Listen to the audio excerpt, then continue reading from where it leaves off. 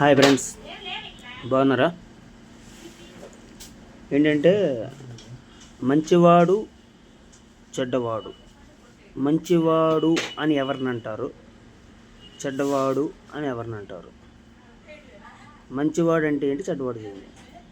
చెడ్డవాడు చెడ్డ పనులు చేసి ఎదుటి మనుషుల్ని ఇబ్బంది పెట్టి బాధ పెట్టి కష్టపడి సంపాదించుకున్న చెడ్డ పేరు అది.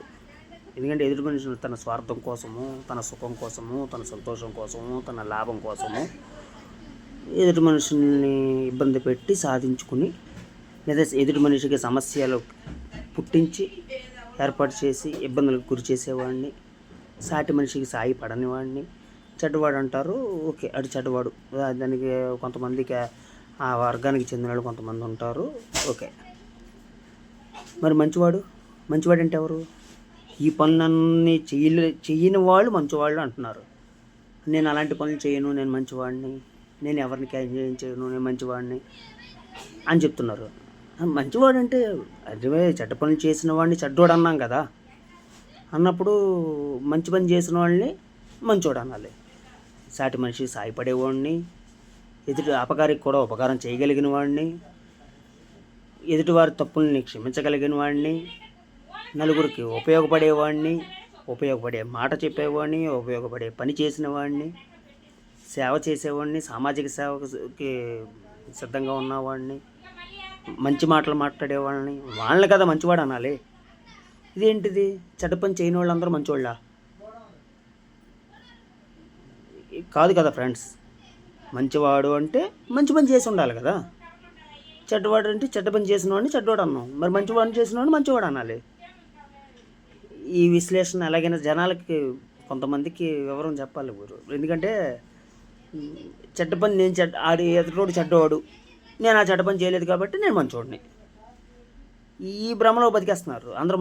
నేను మంచోడు అంటే నువ్వు మంచోడు అంటే మంచి పని చెయ్యాలి, మంచి పని చేస్తేనే మంచివాడివి, మామూలు మనిషివి అంతే, అంతవరకు మామూలు మనిషివి.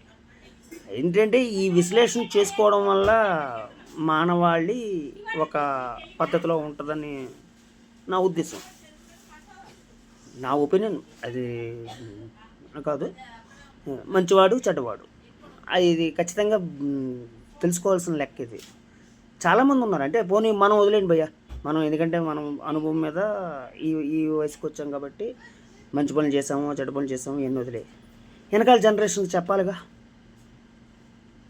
నేను ఈ మంచి పని చేయడం వలన ఈ ప్రయోజనం పొందాను, లేదా ఈ లాభపడ్డాను, లేదా ఈ మంచి పేరు వచ్చింది, ఈ చెడ్డ పని చేయడం వలన ఈ అవమానం పడ్డాను, ఈ మాట పడ్డాను, ఈ సమస్య ఎదుర్కోవాల్సి వచ్చింది అని మన వెనకాల జనరేషన్ చెప్పాలిగా.